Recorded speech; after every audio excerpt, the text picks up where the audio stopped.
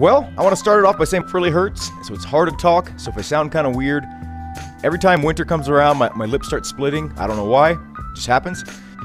But this is about the Cammus wheelbase here, and, you know, the wheel's a little bit small, I'll admit.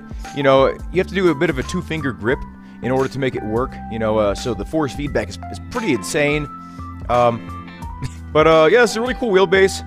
The buttons here light up, and I do say buttons because there are buttons on the wheelbase, which makes so much sense. We got two rotary encoders on the side here, which are also buttons, and they feel very nice. And then we have two toggles here.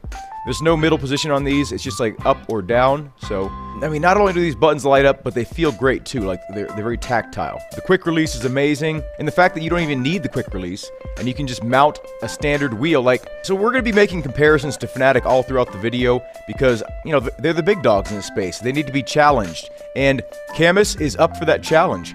Cammus is coming in swinging. So, yeah, that's the quick release right there. This is not so much part of the wheelbase because this is a separate product. You know, the wheelbase is more or less what I'm reviewing, but you can get this as a package. So I will include features about the wheel as well. There's a few things that I feel Cammus is lacking compared to Fnatic. Just right off the bat here, these magnetic paddle shifters don't feel anywhere near as good as the Fnatic ones. But if you primarily use paddle shifters, you will feel the difference in the Cammus, and it won't feel as good.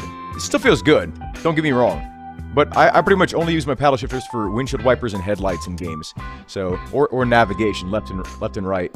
I mean, this is all carbon fiber here, and the housing back here is just aluminum, CNC machined aluminum. Same with the paddle shifter, same with the quick release, everything's aluminum. Steel rim, of course, leather, there's a good amount of padding. And there's also like these grooves in the back that kind of lock into your fingers, and it feels really nice. I really like the steering wheel. The only thing I don't like about the steering wheel is it's kind of flat. I will probably switch out the wheel at some point.